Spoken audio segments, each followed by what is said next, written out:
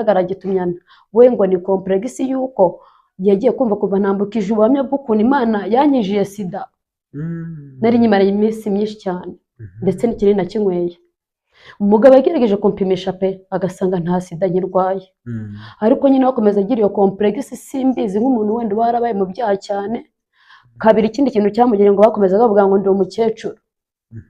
Ibyo bintu biro byatumye agenda, nanjye bura n'iyi saha sinzi ahari, ntago tukivugana. Nuko nabisambaye, ariko twe twarashyingiranywe we yarayinjugunyiye. Mu kintu cyatumye ngo yakomeje kugira complex yuko ngo ndi umukecuru. Hari n'ubuhamya bukomeye cyane nigeze natambutse atarazi, ariko bitewe n'uko Imana yarambwiye ngo ni ibanga ryanjye nawe nayo n'amamuko bamye nabutambukije atarabuze. Cyangwa ikintu cyatumaga babyanga,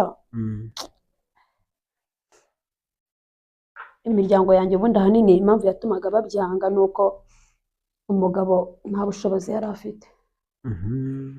Twe mu rugo twasaga nkaho dufite ubushobozi.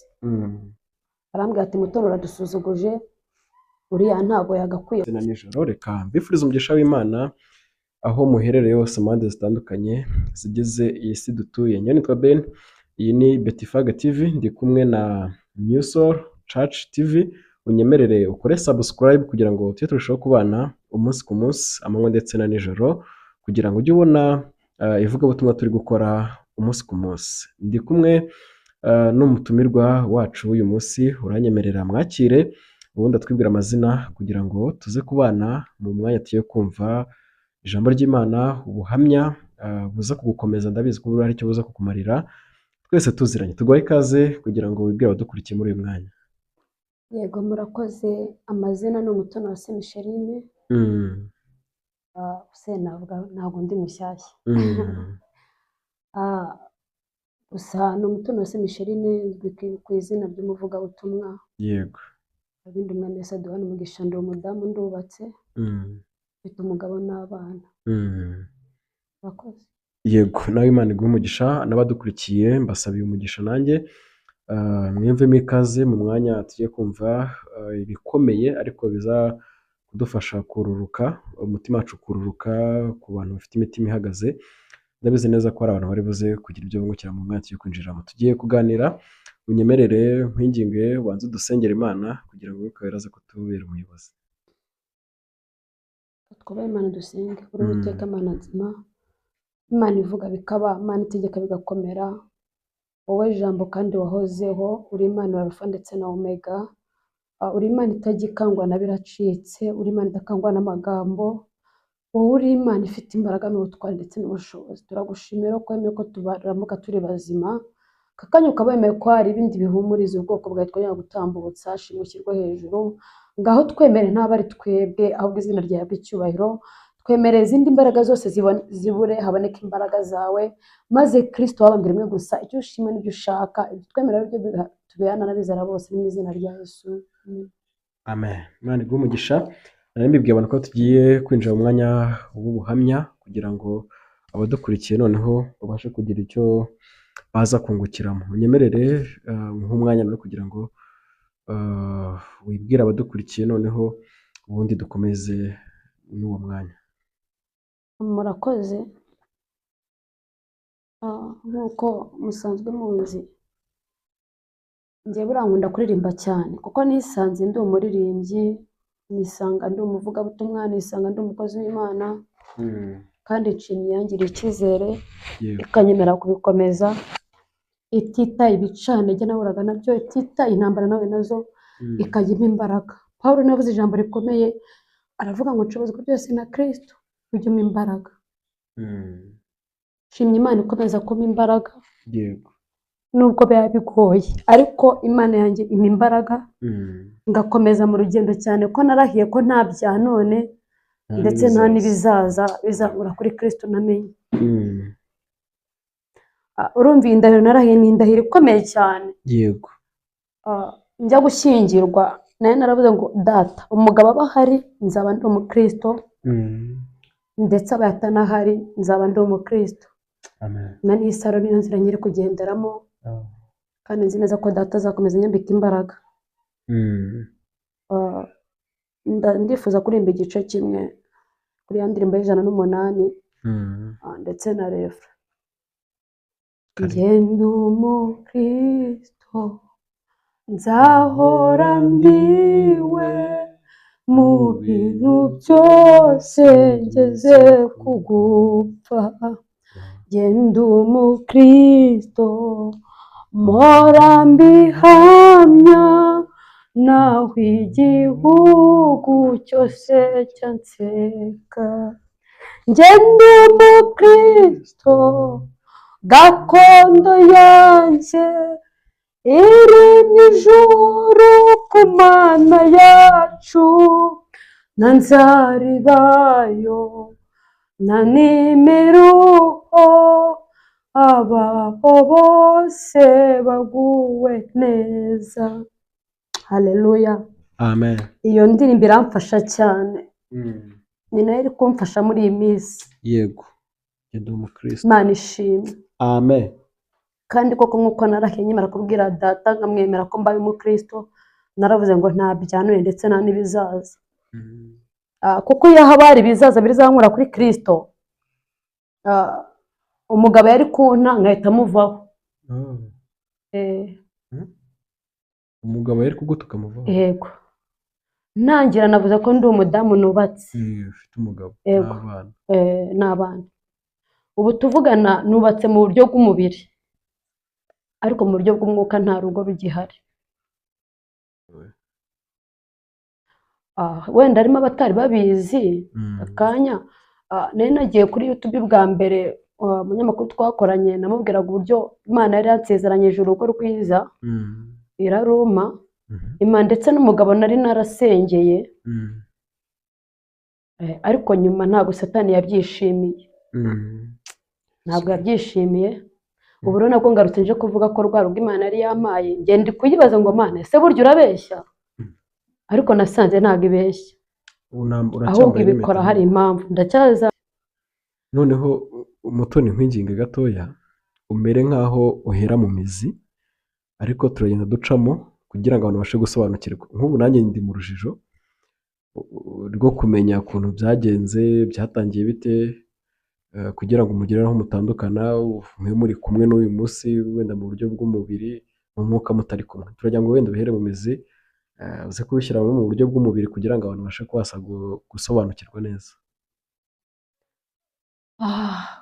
ukuntu byagenze nanjye ubwanjye sindabyiyumvisha, kuko nta gihe kirekire kiracamo, gusa sinagitoya. Nagiye kubona nyine mbona umugabo araje azinze ibyaragiye. Amubwira se bigenze bite? Mwari mumara igihe kingana iki? Twe tumaranye umwaka n'amezi nk'umunani. Mwarabyaranye? Yego, dufitanye umwana umwe. Yego. Abandi bo bari bari hanze, twagiye yamukuye, hari uwo twashyingiwe afite, nanjye hari twashyingiwe nari mfite. Ubwo urumva abandi bo nabo hanze, njye natwe dufitanye umwana umwe. Umugabo yagendeye ku magambo kageza kambwira mbese amagambo atanshimishije. Muri njyewe rero nkajya nkomeza ngasenga Imana agira ngo bizahinduka, ariko uko nari nzi Imana izabihindura ntabwo ariko yabikoze. Wenda barimo kubihindura, yarambwira ngo nizabyikorera, nimba bari yarashimye ko umugabo yari yampaye. Nagiye kuri YouTube bitewe nuko ngenda yazwi kuva cyane, ndi n'umukobwa, nari umukozi w'Imana uzwi, ariko muri make Imana yarambwiraga ngo impuje n'umugabo udakijijwe, ariko ngo nimwerere imbuto azakizwa. Umugabo rero kunyiyereka yanyeretse nk'umuntu ukijijwe pe, n'aka kanya hari abantu bamuzi bazi ubuhamya bwe ko akijijwe. Mu kumubona ku mubiri arakijijwe, ndetse niyo mva amagambo amuvamo arakijijwe, ariko sinzi. Yego, byahise ni ku murongo. Ibyahise ni ku murongo, njye niko nkunda kuvuga. Kandi iyo uvuye mu murongo hinjira mu wundi. Nari maze iminsi ndi kubaza Imana cyane ngo Mana kuki ubeshya? Kuki umugabo ari wampaye uzi ubutera namugende, uzi amasesho nasenze, ukemera nkambara impeta, ukemera nkambara agatimba nkuko nagusabaga, kuki wemeye ko agenda aka kanya? Nta kintu kigaragara. Mwabanye utaramubwiye wenda amateka y'ubuzima bwabanjijemo? Yego. Atazi ubuhamya bwawe? Yego. Ahubwo nyuma aho amajije kubyumva, abyumviye hanze ubivuga nawe kandi ari ubyivugiye? Yego. Bimutera ikibazo nyine, abigiraho ikibazo? yego. Mm. Ubwo rero n'ayo makuru ndi kumva yaba yaramuteye umugabo wanjye nakundaga kandi n'isaha ndacyamukunda pe. Mm. Sinibaza umugabo wanjye dukundana yari ari mu buzima butoroshye pe, Mhm. ndetse n'imiryango ibanza kwanga ko tubana ariko mubera imfura. Mm. Ndavuga sinshobora. Mhm. Yari mu buzima bukomeye nta kazi afite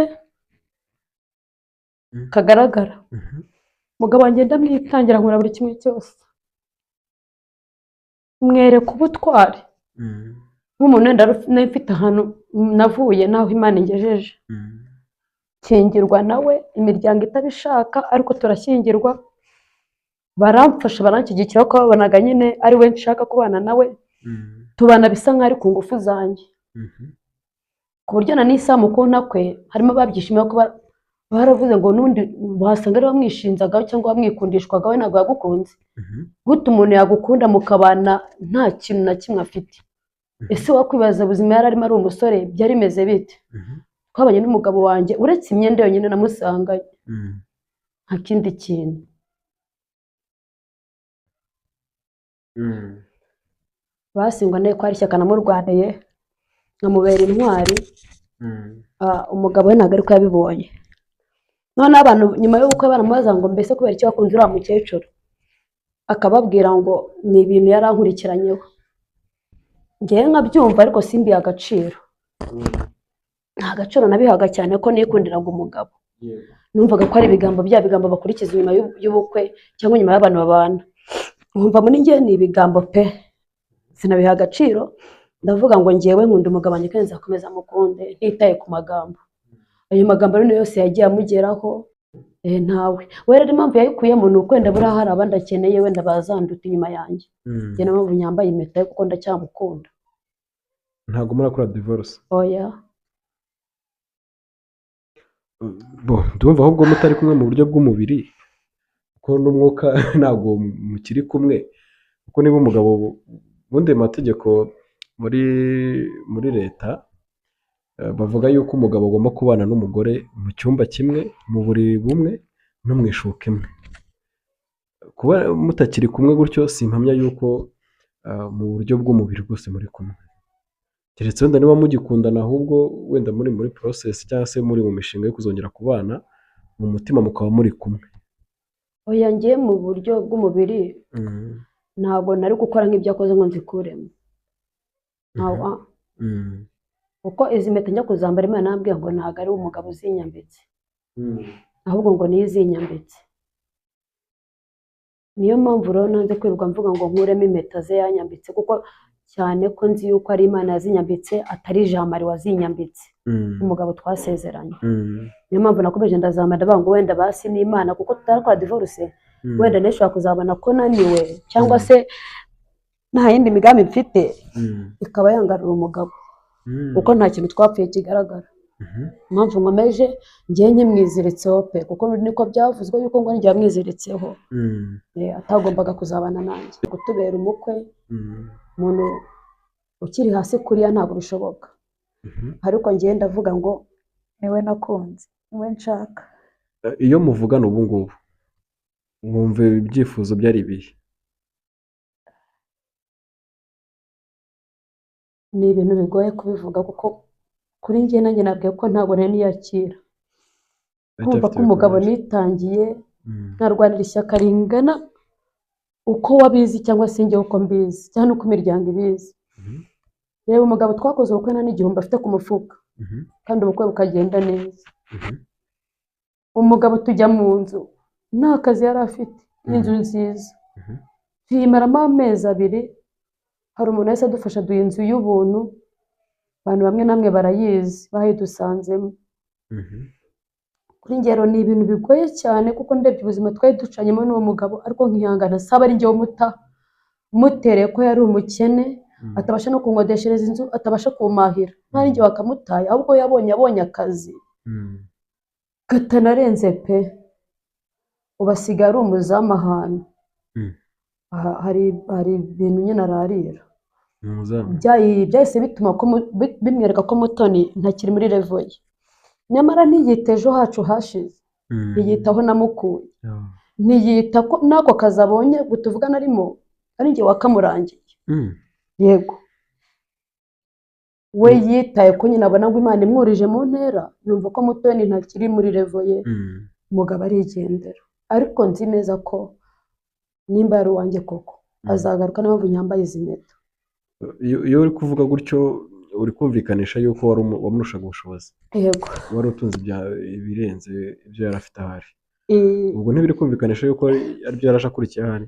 yego, kuko ni nako mu makuru byavuzwe cyane yuko baramaze agati Jean Marie kuko ushatse uriya mukecuru, akabwira ngo rega niba ari umukecuru yamaze, kuko we yari umusore naho kuba mbese mu bigaragara atahafite.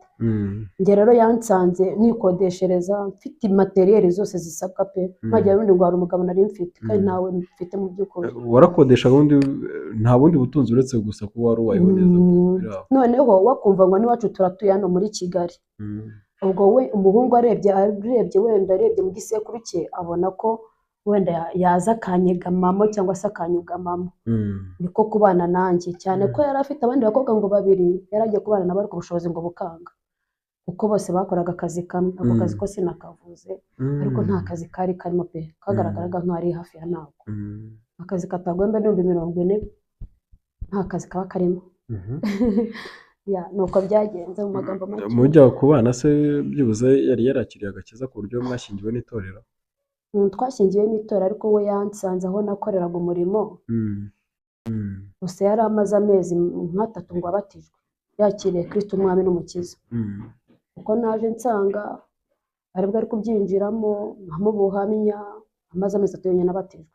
Urumva rero atarakizwa mu bigaragara. Ariko mwakoze ubukwe? Twakoze ubukwe bwiza cyane. Itorero rabashyingira cyane, kuko njye yaransanze ahantu nsanzwe nzwi nkorera umurimo banzi pe. Yego, we rero yahise adeturuna araza. Yego. Nigeze kumva ngo ugeze kujya no hanze y'igihugu. Utumye nseka kandi aka kanya nifite agahinda n'umubabaro. Ngo baseka nk'akeza nyine. Beni uransekeje, gusa Imana uguha umugisha. Ndagira ngo tunyuremo nyine muri make kugira ngo tuganirire abantu bashe kumva inkuru yawe, yibuze bagira n'ikintu bayikuramo. Yego, hanze y'igihugu nagiyeyo ntabwo ari na kera. N'ejo bundi ubwo nabwo nagiye kongera ubuhamya muri uno mwaka. Yego, nigiye kongera ubuhamya ko ubuhamya Imana yabonaga ko butari bwuzura. Imana yabonaga ko ubuhamya butari bwuzura, irambwira ngo njye kongera ubuhamya. Ubu ngubu bihagaze ute rero? Beni urakoze. Nari nagiye kuvuga ngo uransekeje, ari ndi mu kababaro ka sheri wantaye, ariko urambaje ngo wigeze kuva ngo nagiye hanze. Abantu benshi rero bumva ko hanze umuntu yagiye ngo bagiye guhindurirwa amateka, bagiye mbese kugira ubuzima bwiza. Yego, nanjye niko byagenze. Najyaga numva nzi bati Mana uzamfashe nzambuka umupaka, ko narawambutse da, shimye Imana ko nawambutse. Ubwo rero kujya hanze kwanjye ukuntu byagenze, umugabo urumva babwiye ko yaramajije kunta, ndetse anaye mu nzu y'amezi 2 kuko twe turabapanga y'intanzu tugira, amajije kunta. Yego, none ndagira ngo utuganirire nyuma y'uko umugabo agutaye, ibizazane wahuye nabyo byagenze gute? Ni nubwo kubivuga bitoroshye, ariko kankomere kugira ngo ngere abo nkomeza gukomeza, kuko ndi kubona niyo si tugezemo Satani n'uwo mugambi afite. Rwose uri kumva amakuru y'abantu bacyubatse n'abubatse ni hejuru hasi, biragoye, ni umuriro. Satani ahubwo ngenda kwibaza ubundi umugambi afite n'uwiki. Noneho nkanababara cyane ukuntu nari mu babyeyi basengeraga ibyifuzo by'abantu, bakamamagara umukozi w'Imana dufashe mu byifuzo ibi n'ibi, nkabasengera, ubwo ingo zabo zabaga zasenyutse zikongera zigasubirana. Ariko njye aka kanya nawe n'icyo kibazo mbura uwansengera, ariko mu ijuru dufite Imana kandi ibasha kumva. Nyuma rero y'uko ntaye, ubuzima bwarangoye ndetse na n'isa biracyangoye. bansohora mu nzu ahantu twari turi kuko yari asize turimo amezi abiri akomeza babeshya nzayabaha ejo akaba ejo mpaka amezi abiri arinda ahashyika. Umugabo noneho wabonye amezi abiri ashize nibwo yahise aza nk'uko nabibabwiye, afata imyenda ye aragenda, aravuga ngo wa mukecuru we, gumana urugo rwawe, genda ugumane n'ayo masida yawe, nyamara mu by'ukuri abizi ko nta sida nyirwaye. Yanteye ibikomere cyane mu magambo yagiye avuga, ariko nshimye Imana ko rero yaramuje nawe. Ntabwo nicuza kuba yaramuje nawe, ahubwo nshima Imana kuko yamuje nawe, ko nawe yambereye undi mwarimu kandi ambera umwarimu mwiza.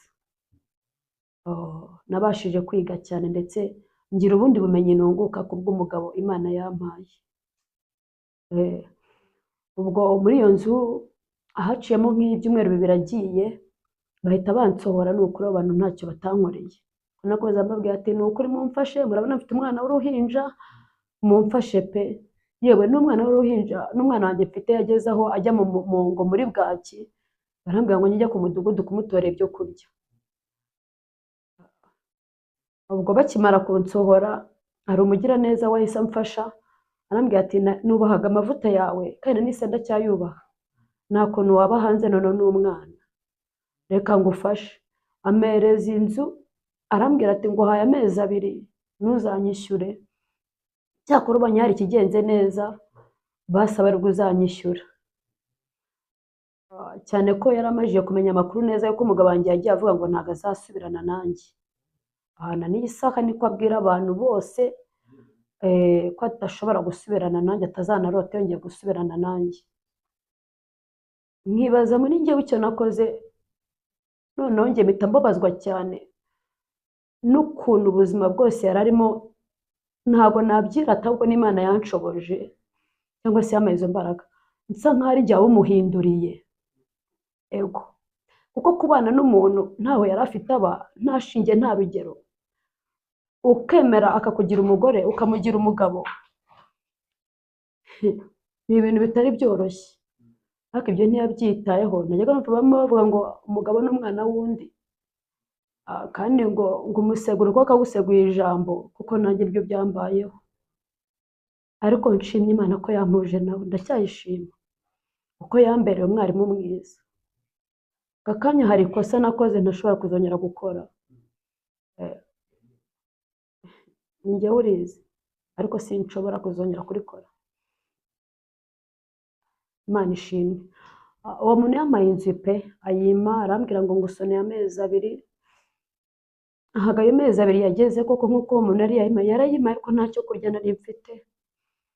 Tubwirwa tuburara, mva ku biro 60 nari mfite ngera ku biro 45 kubera inzara. Umwana nawe ariko ari kunyonka, nahamagara papa we nkasanga yaramborotse, areba ngo twe twarasezeranye Jean Marie, na n'isara cyamborotse, sinzi ahari, situvugana, mbese nta makuru yanjye aka kanya azi,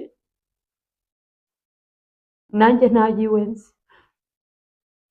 Ubuzima bwarankomeranye, ndikubona umwana wanjye ndwaranye bwaki, kandi papa we akora, yewe akiyitaho ko akiri n'umusore, atagakwiye kubana n'umukecuru nkanjye.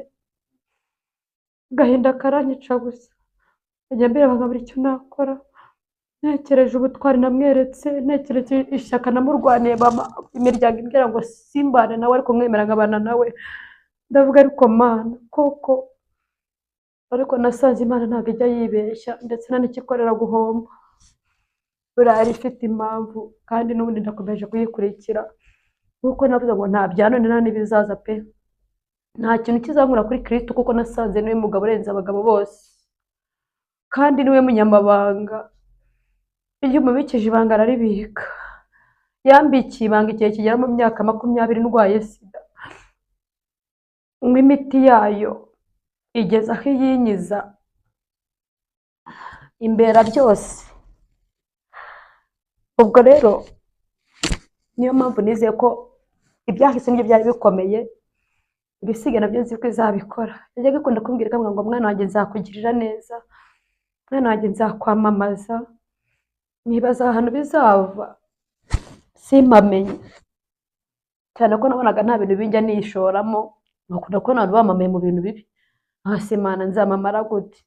Ariko nasanze kwamamara kwayo ari ukunkorera ibibi, ari ukuncisha mu bintu bikomeye. Nakundaga kwigisha abantu nkabwira ngo burya uca mu bikomeye uba uzaba umuntu ukomeye. N'ubu rero niryo jambo nyigenderaho, nta gucika intege naho yajya aho ari hose, iryo jambo rinkomeza, bavuga nubwo ndi guca mu bintu bikomeye ariko nzi neza ko nanjye ejo hazaza nzaba umuntu ukomeye. Hahandi ijambo riwantaye, nzi neza ko azicuza ikintu cyatumye anta, aho ari hose azicuza pe, kuko ntacyo ntamweretse. Yanagiye rwose nkimukunda, ariko nzi nubwo ibihe bikomeye ndi gucamo bigoye, ariko nzi neza ko Imana nimara kumpindura amateka, nzi neza ko nawe azaba muri bamwe bazambwira ngo twaragusengeye, ariko nzamubwira ngo warakoze kandi Imana ikomere umugisha. Ubuzima rero bwarankaranye, uwo mubyeyi yari yampaye inzu nyibamo ariko ntacyo kurya, na n'iyi saha biracyakaze, naho kuba mfite umubyeyi nyuma sinzi wamushutse, ni nko kumushuka, arambwira ati rero Micheline naragufashije, ndabona nta kazi wanabona ko ufite umwana mutoya, nta n'ubushobozi wabona base ngo wicururize, shaka basi uburyo wasubira iwanyu. Ubwo nibwo nahise mvuga nta handi hantu najya, uyu mubyeyi nawe kuba mfashije amezi 2 arakoze, reka nsubire mu rugo. Aho ari hose Imana imuhe umugisha, kandi ndakeka ko Imana nimara kunteza intambwe nzagenda mwiture pe, nzamushimira kuko yamberaho umugabo yari yananiwe, amberaho imiryango yenda itari yabashije kuba. Aho ari hose ni ukuri Imana izamumera umugisha, kandi aho azajya ahinga hose ajye yeza. Ubwo rero ubu ngubu kuko ubuzima bukomeje kunkarana, nari nabaye ngiye mu rugo, ariko namwe murabyumva nk'umuntu wubatse, kubaho uri mu rugo bakumenya buri kimwe cyose ntabwo biba byoroshye, ariko buranzi neza ko Imana ikamya akagezi yateguye akandi. Buriya hari akagezi iri gufukura ndabizi, kandi nzanywaho nshira